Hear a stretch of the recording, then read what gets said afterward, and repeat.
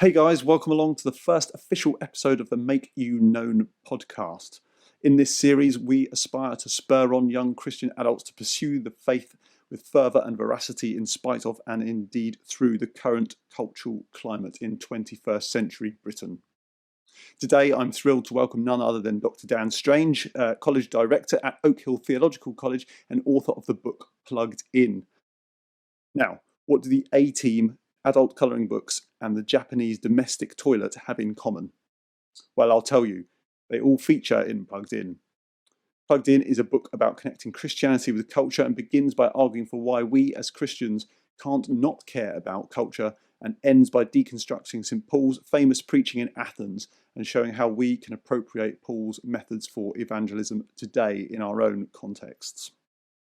So, without further ado, let's crack on.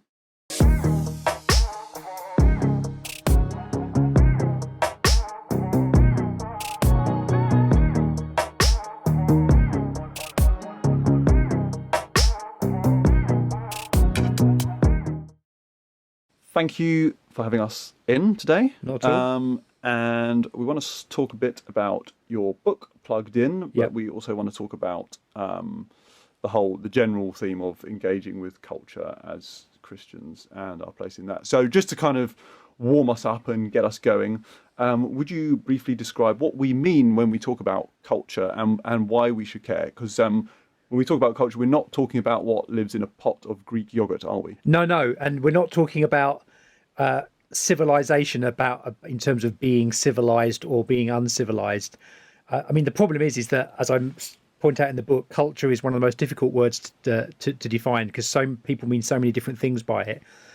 In I suppose, the biblical sense or the theological sense, it's the recognition that as God is a speaker and a maker. In Genesis 1, God speaks and he makes things.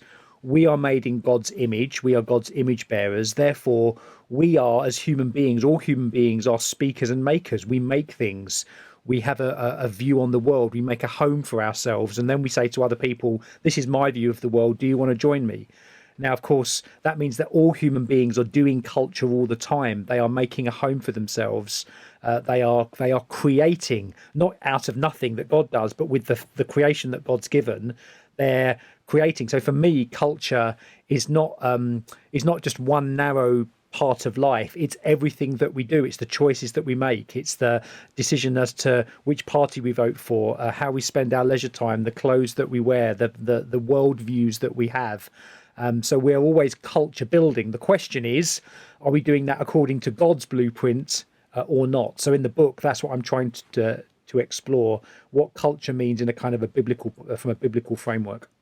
Right. So we can't not care about culture because, at its very most elementary, you can't separate humans from. No, we are by being created beings, we are cultural beings.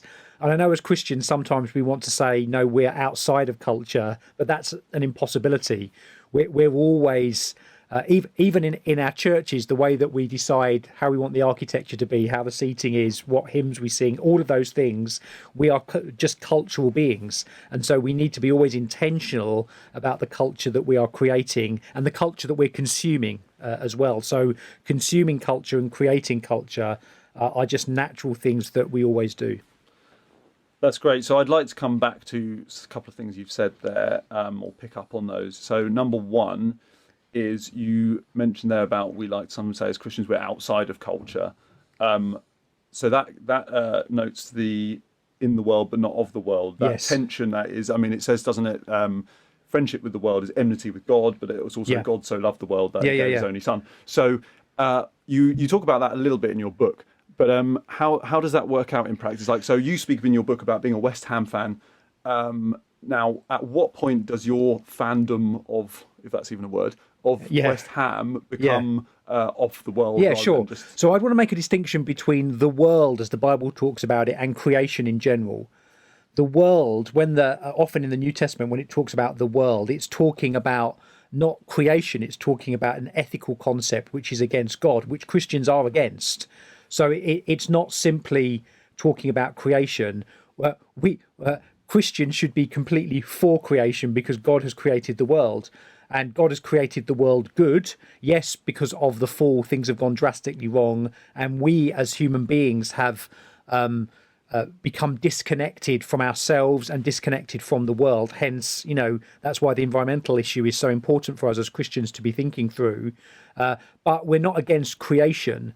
And so we do believe that God creation is sinful and fallen, but also God continues to send rain on the just and the unjust, as it says in the book of Acts, and that there are many great blessings that we can enjoy. God has given things for our good.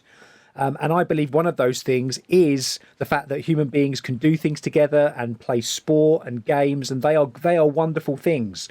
The issue becomes when those good things become God things, when the kinds of feelings and desires that we have for those created things take the place of the creator. So that's the theology bit. In terms of my supporting of West Ham, well, I think it's fine for a Christian to support a football club. I think games are of God. I think it's a great thing.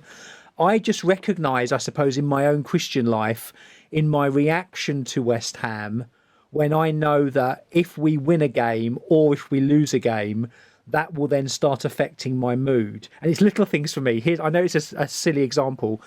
I know that if we draw a game or lose a game, even though I enjoy watching Match of the Day normally, if West Ham win, draw or lose, I won't watch it. I won't watch Match of the Day at all. I cannot watch it again.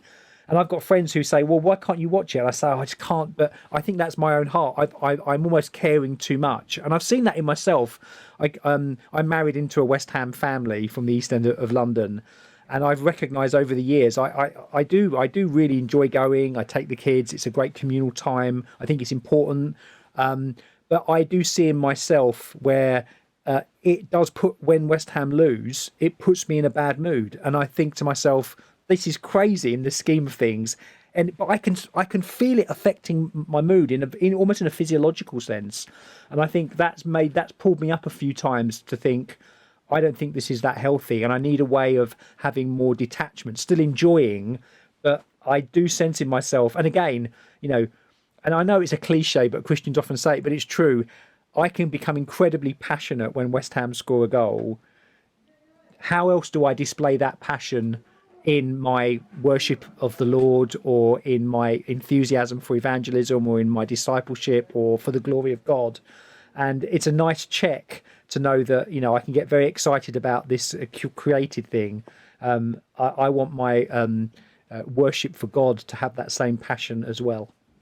Yeah, I very much identify with that. I used to, when I was at secondary school, I followed Tottenham Hotspur, which has just made me immediately more odious to you. Yes, you can leave the room now. Although this is a very Tottenham Hotspur and Arsenal area, so it's a bit weird to have a West Ham fan in North London. But go on, carry on. End of podcast. Yeah. So, but I remember I just, after the weekends coming back to school on a Monday, it was always a case of I was getting ready for the abuse that you would get based on the performance. And back when I followed Spurs, of course, they were mid-table at max, and Man United were at top, and most of my friends were Man United fans, and all that kind of stuff. And then I just thought, this is an endless cycle, isn't it? And it's yes, like, exactly. Even if you win the league, it's like the next season starts, and then it's all over. Anyway. And we're joking, but in the book, I go through a worked example of when I wrote the book at that time, the It's Coming Home anthem had come from the World Cup, and again, a terrifying statistic that I mentioned in the book again, that when England lose, cases of domestic violence go up by about a quarter. So you recognise that people might say, you're not a proper theologian. How can you talk about theology and football? But these things matter. The ethics of these things matter in terms of these events, these games do affect people's lives. And it's important that we talk about that. And I think the other thing for me, as someone who... again, mentioning in the book, when I go to watch West Ham and I look at the 59,000 supporters, predominantly still, I would say West Ham is still quite a white working class club, thinking, how on earth in 2020 do we relate the gospel to your average West Ham fan?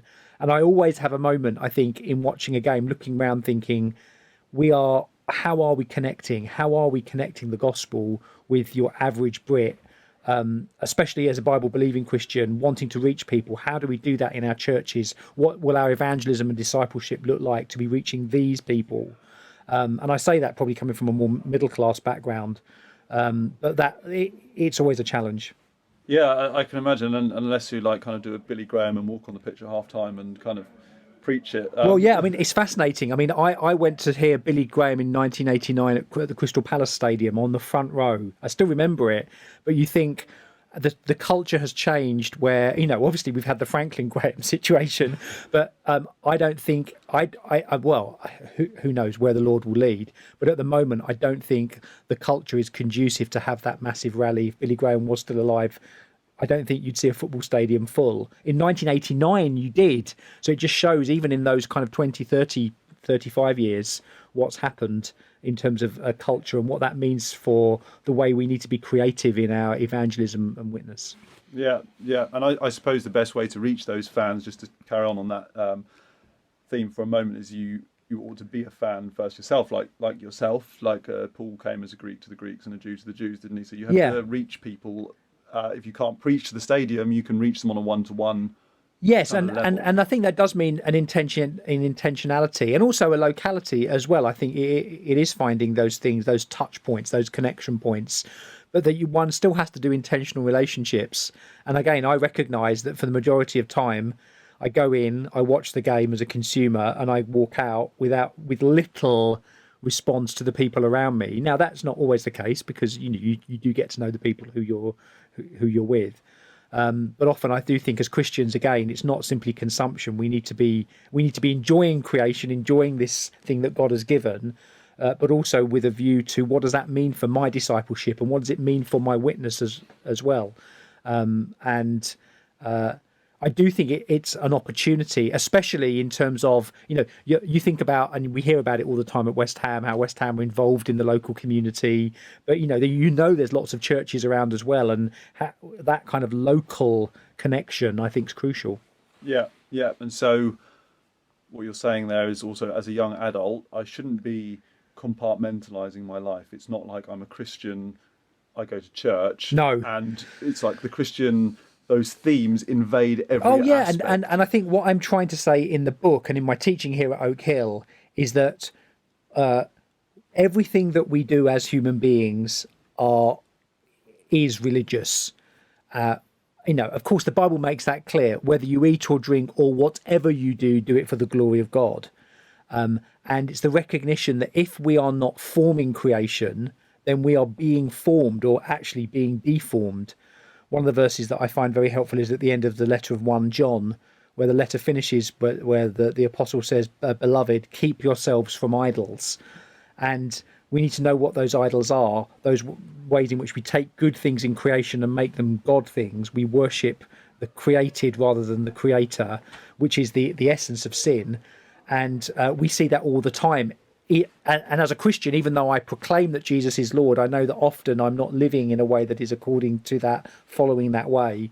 On the other side, though, it's the recognition that even the most trivial cultural stuff that's going on is religious, because human beings are religious and the same themes are there. And what the book's trying to do is saying, how do we as Christians think that everything that we do is important in terms of whether we're glorifying God or not, but recognizing that we always have a point of contact with everything that everyone does, because people are religious.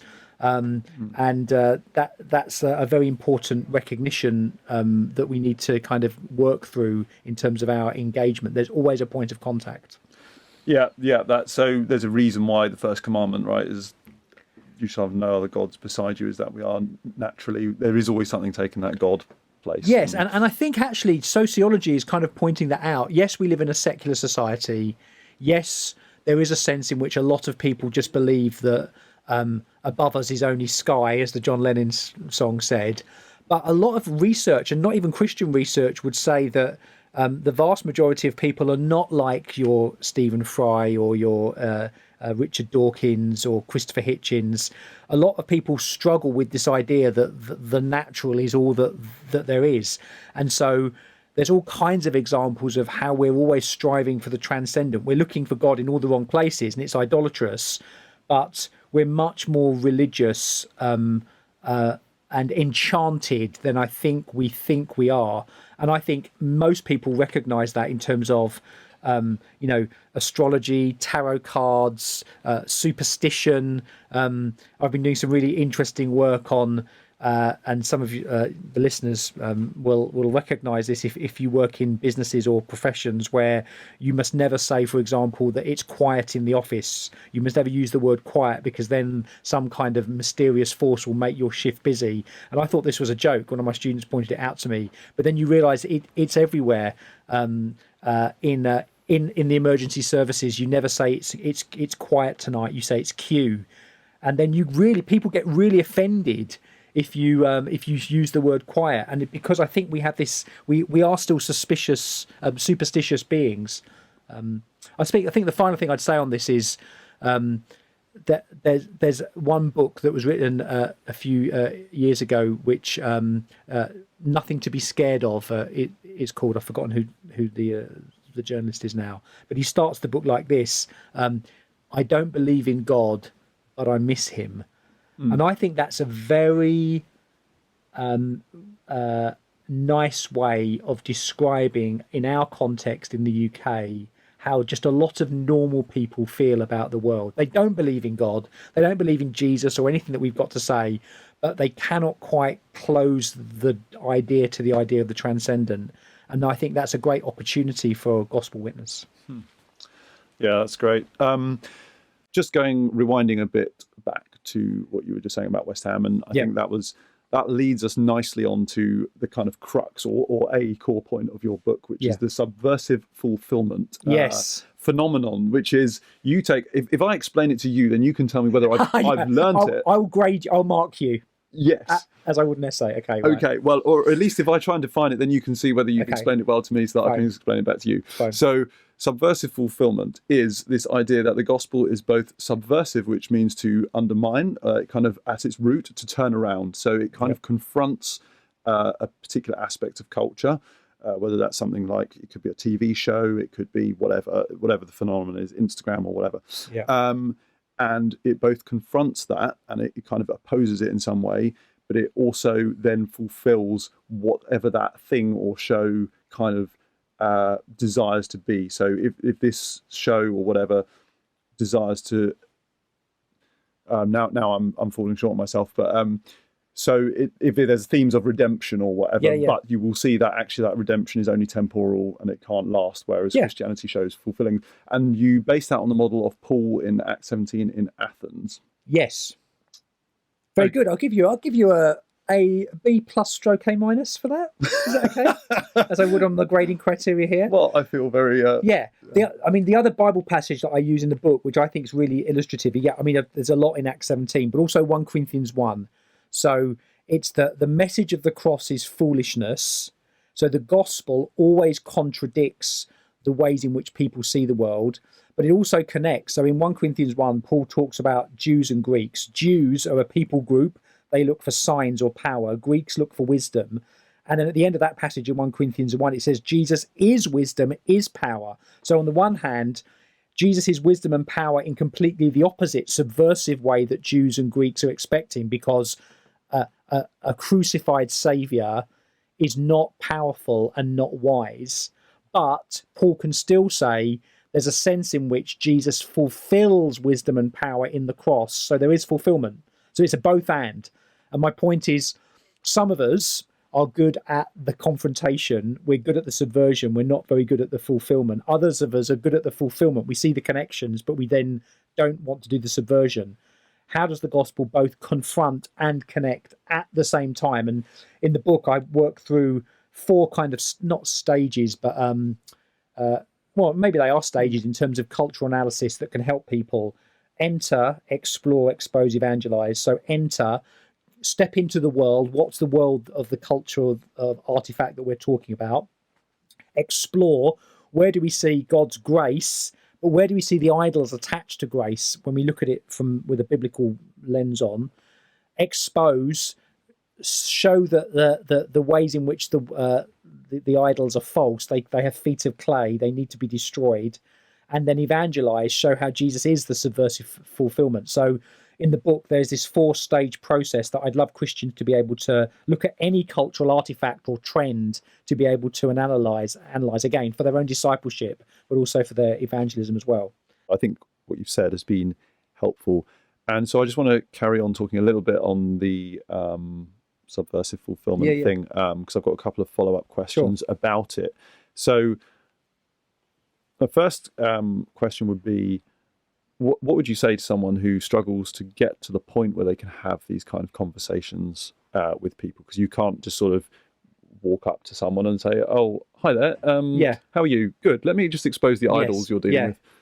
Well, with all of this cultural analysis, I think it has to be. It's not a kind of it is not a technique. It's almost a kind of a framework, a lens through which we do anything. And one of the key things I want to try and emphasize is that Christians need to have friends who are non-Christians, and deep friendships, because this stuff we're talking about hopes, dreams, and desires, people aren't going to give those away easily. And people need to be in relationships where there's trust, and where then people can start talking about the important things of life and share. And you can only do that in relationship, and those relationships take time. And we do live in a culture where people are very suspicious, they're very anti-authoritarian, they're suspicious of organized religion.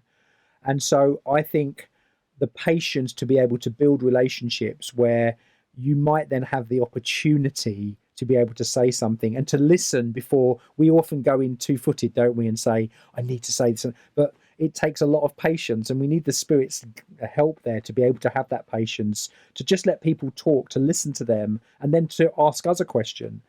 There's a brilliant book by a guy called Greg Koukl called Tactics, where he goes through ways in which we can ask questions in a way that will enable people to talk. And I think that's really important. I was at a conference a few years ago, and last year, and a friend of mine who's a minister in Birmingham just recognised that they've had 3 baptisms at the church, 3 converts really who've been baptised. But each one of those relationships was something like they've been talking to these people for like 5 years, 7 years, and 11 years, and talking about the gospel, talking about Christianity. But it's taken that long for people to kind of come to faith. And I think in our culture at the moment, it does take that amount of time. And we need the patience to be able to build those relationships. And also, if we live in centres where there's lots of transitory populations, people moving, I think the importance of digging down and having deep relationships over a long period of time is crucial. Now, that's not rocket science. It's just saying we need to have non-Christian friends who we know, who trust us. But I do think that's important to be able to talk about some of this stuff, about people's hopes, dreams, and desires. Now, when we get to that stage, then I think this kind of analysis is really helpful. But it needs to be surrounded by a lot of personal relational work.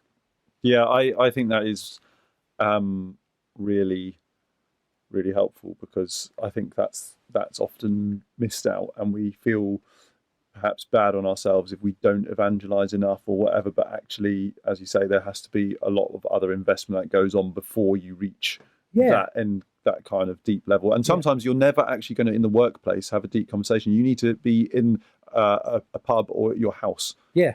And subversion, I mean, the whole point of subversion is being subversive means that often you don't see the subversion. It's kind of, you're kind of, well, again, this guy called Greg Koukl says, he says evangelism and apologetics is like putting a stone in someone's shoe and getting them to walk around with it. And they will feel uncomfortable. And I think what we're trying to do always in our conversations, in the way that we're talking about things, and just being honest about our faith, even just saying when someone's having a really bad day, and you just say, well, I'm having a bad day, but I prayed about it today. Just even talking about in very normal conversations the things that we do as Christians and our attitude towards things is a great witness to show how we're countercultural, to show how we deal with things differently. I don't believe in a malevolent being who makes phones ring or not because I've said the word quiet in the office. I believe in a loving Heavenly Father. But to be able to make that contrast in a very natural way in conversation.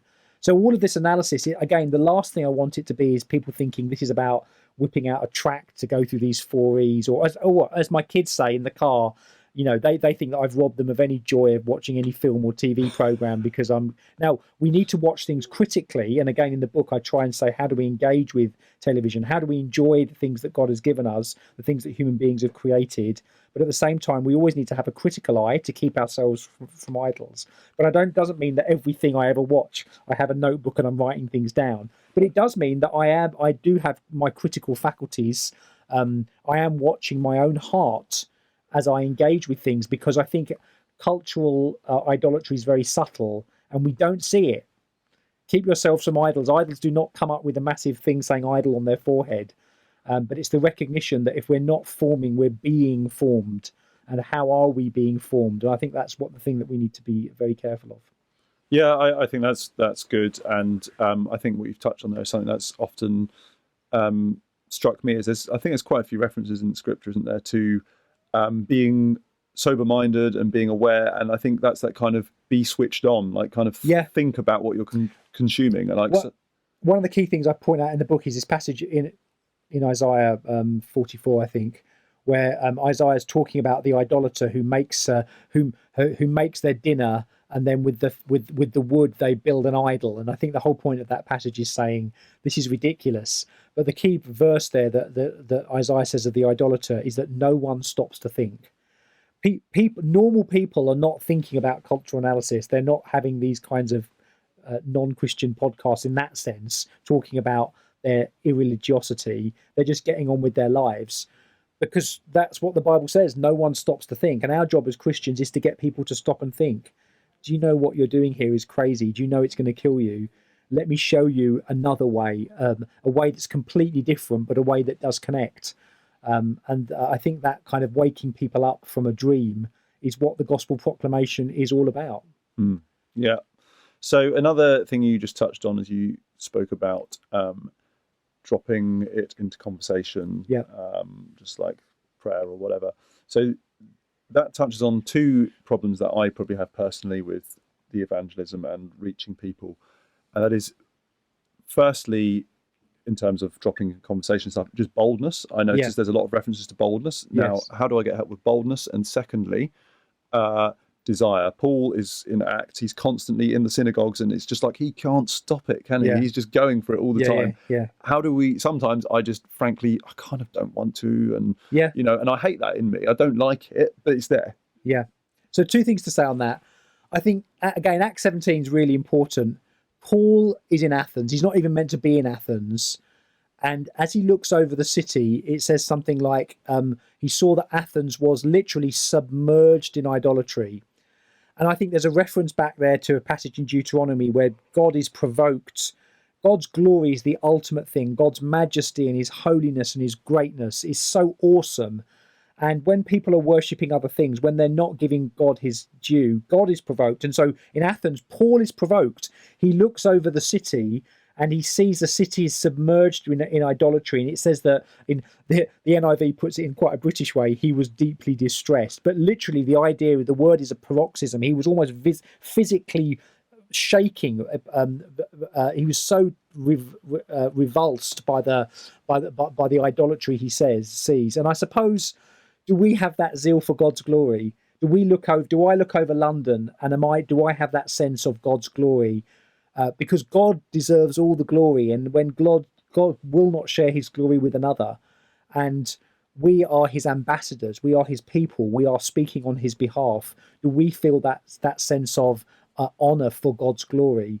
So I think that's part of it, Jason. I think part of it is we just forget the amazing majesty of God, and that we are to have that zeal for the Lord, not because we're better than people, because we know that we're not.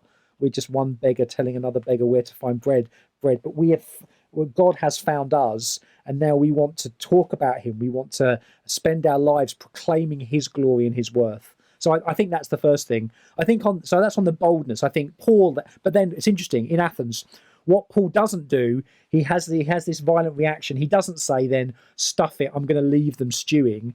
He then does what he does. He goes into the synagogues.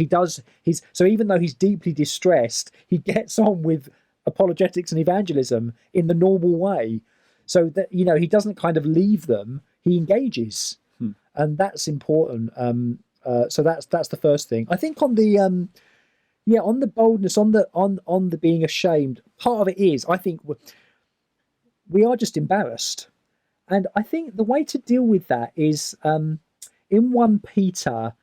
In 1 Peter 3, Peter says something like, "In your hearts, honor Christ the Lord as holy. Do not fear them, or do not fear what they fear." So the Christians are being persecuted, and Peter says, "Don't fear either the people who would want to persecute you, or don't fear what they fear." I think we need a very healthy, proper fear of the Lord, and if we realise that actually, because of God's glory and God's fame, if we don't honour God in the way that we should be fearful. We should be fearful of the Lord in that sense, in that reverent fear, which he says in 1 Peter, live in reverent fear. Remember that when Jesus was on earth in the boat, and there's a storm came up, and the disciples said, "We're going to drown," and Jesus calms the winds and the waves. Now, they were terrified by the storm, but the end of that passage says they were terrified because they realised who Jesus is. And I just think at the end of the day, if we're working for God's glory, if we know the majesty and the amazing grandeur of who Jesus is, and we know that Jesus is on our side, what are we scared of? Who cares if someone thinks that we're stupid for being a Christian? Because the Lord is on our side. That is how we are to set Christ apart as holy. That's how we have a right sense of the fear that other people have, because we realise it's all relative in that sense. So I think that's a very practical way of just recognising in the state of who our Creator is, who the Lord is, not to be bold and not to fear in our evangelism. What's the worst that can happen? Now, of course, in some Christian contexts across the world, people are being tortured and persecuted for their faith. In our context at the moment, yes, it's uncomfortable to be a Christian sometimes. Is that if we can't deal with that, then there is something wrong. But you're right, at the everyday level, the amount of times I don't want to ask that extra question or say that extra thing because I think, they think I'm stupid. We need to get a grip. I think you're right. Absolutely. Yes, I feel told in a good way. I'm telling myself. No, it's very good. And so we're going to move on to some quickfire questions, and we're going to wrap up. But briefly, just before we move on to the quickfire, maybe it's even an additional quickfire, is you talk a bit in the book about the story content is telling, but what about the medium that is telling that story? Are there some that are more false and dangerous to culture than others? Or? I think this is really hard because I think there can still be an attitude that, there's this famous writer, wasn't there, Marshall McLuhan, who said, the medium is the message. And for example, I do think that God has chosen to reveal himself in Scripture through words. And I do think words are important. They cut down on different interpretations. But God has also created the images. Images are great. And I do think we need to understand that different mediums communicate in different ways, whether that's visual or audio or written. So I'm not someone who initially says pop culture is bad because it's too much focused on the image. Images are great for doing certain things. They're not great for doing other things. And so I just think we need to be very careful about the way that we judge genre. I think there can be godly pop culture, and I know some Christians will really struggle with that, but I do think that's the case. Just as there can be ungodly so-called high culture. So this high culture, low culture, I have a real problem with it. But we do need to see, so for something like television or film, we need to understand the medium. How does it work? How does it communicate? It is a different medium than the written word. Film is different than television. Rap is different from classical music, but we need to understand the genre and see what the rules of the genre are, and then how it plays with those different genres. Right. So it might not. So the answer is maybe. Maybe Some kind. And I suppose, like you do mention at a given point briefly that social media. We need to be aware how much time we're spending on that, and I suppose that's an example. So the addictiveness level. Oh, Matt, yes. And again, I think again, I don't want to just completely say, I don't want to say that social media is just always bad. I mean, communication is a great thing, and being able to be concise is a great thing. I think, though, that what social media is telling us and what we're learning is it also shows a lot of other things that are not good. And again, distraction especially. And then I deal with this a little bit in the book about, and I see this in myself in terms of being very easily distracted, and how do we cultivate in our lives times where we're not so distracted and other things that we should be doing, which I do think are important. I mean, I do have a bit of a downer on certain forms of social media at the moment, especially where it doesn't encourage reflection and thinking before we speak. It's that immediacy that I think is really problematic. That I think as Christians, and again, there's a lot of good examples of bad Christian witness in social media, even amongst ourselves at the moment, on certain things that have gone on. That because I think we always have to think we need to react quickly, but it's not properly thought through and response. And it's partly because we're not good at waiting. We're not good at spending time thinking about something and then just saying, okay, I'm gonna write this, I'm not gonna send it, I'm gonna think about it, and then you realise actually I'm not gonna send it at all. But social media doesn't work like that, does it? It's in the instancy of it's a problem, and we need to be really careful about that. Yes, I guess the when you're writing a book or whatever, you go through the editorial process, which is just completely cut out. Yeah, well, I mean, you would know that as a journalist, wouldn't you? In terms of the importance of not spending so long that you can never. We want to write things that is that's contemporary, but at the same time there needs to be some kind of filter, and we need those filters as human beings. The unfilteredness of social media is worrying, and that's why we see civility breaking down somewhat, I think. Yes, and yet conversely as well, sometimes the filteredness of it is portrays an unrealistic kind of view on our lives. But that's actually just me being kind of wordplay there. Because I agree, and that's what this is where I do think that again biblical norms and of seeing the world through the Bible's eyes can be really helpful in terms of how we assess these kinds of things. Yeah.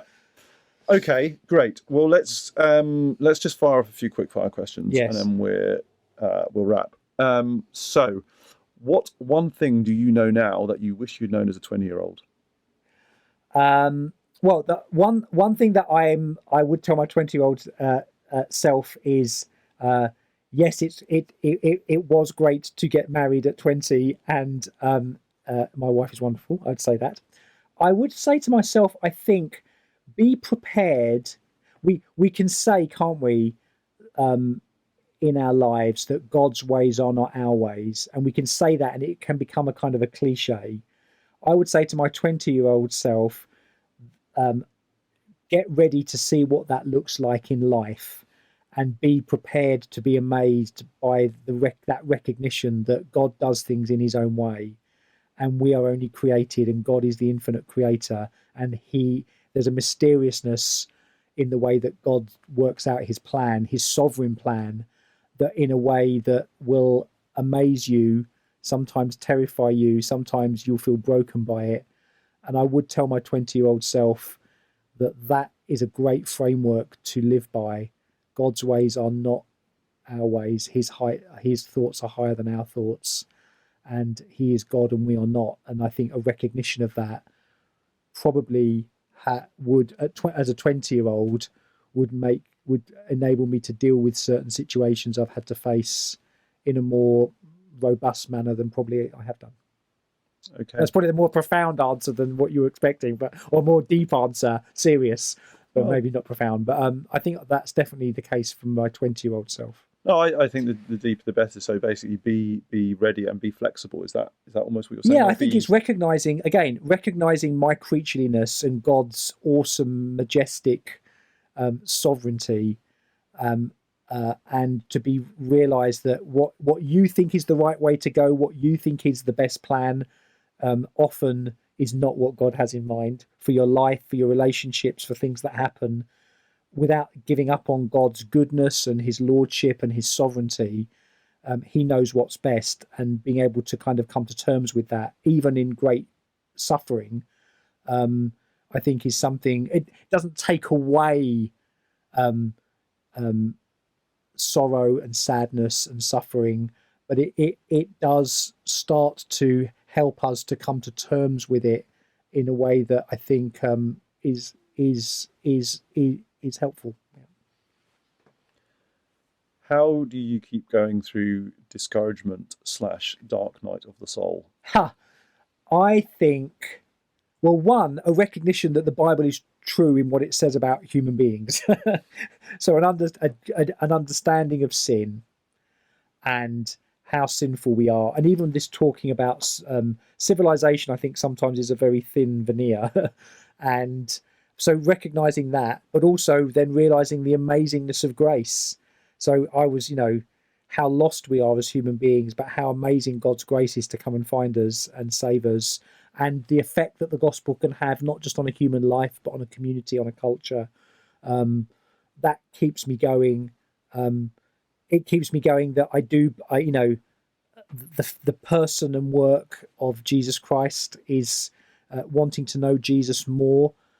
I think also wanting not just when Jesus says, "I am the way, the truth, and the life," not just seeing Jesus as being an entry point or a destination, but wanting to know by God's Spirit how I follow along the way in terms of my own walk with the Lord. I think that keeps me going. But yeah, and I think other Christians, I think in times of real sadness in my life, the knowledge that there are other Christians who have been praying for me. There are literally times when I think we can sometimes testify this. So when we've been going through really dark times, you can feel people praying for you. And that is a great comfort in the church, but outside as well. The prayer of other Christians supporting you in prayer is an amazing encouragement that keeps you going. I find anyway. Does that connect with the "why does God allow suffering" question? Yeah, a little bit. I've been thinking about this. In terms of a pithy answer, it's one of the great questions, isn't it? I think, one, on the recognition, as I've said before, that because we are not God, we think we are. I think Job testifies that sometimes, from a humanly creature point of view, there is a mysteriousness to suffering. We do not know why some things happen. And this side of eternity, we may never know. We may never know.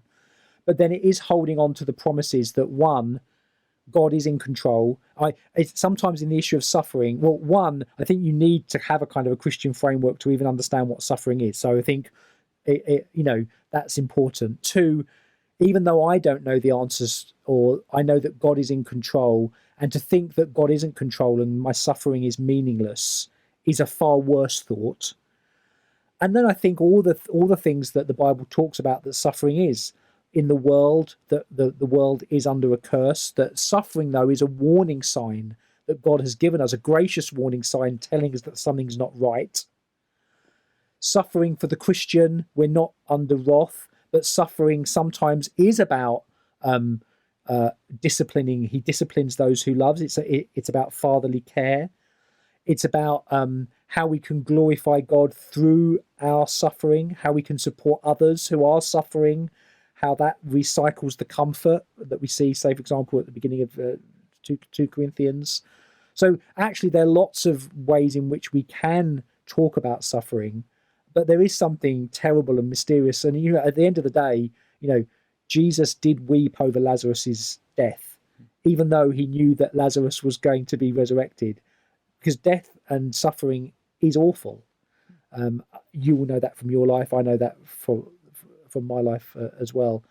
Just one example, I think. I've been the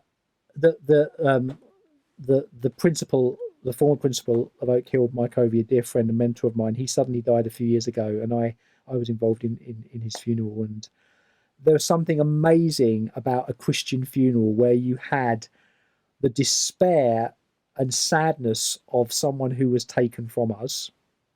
Terrible. I've never cried so much. But also the hope of resurrection. And there's something about a Christian funeral that the world, we were talking about before, cannot imitate. Both sadness and hope at the same time.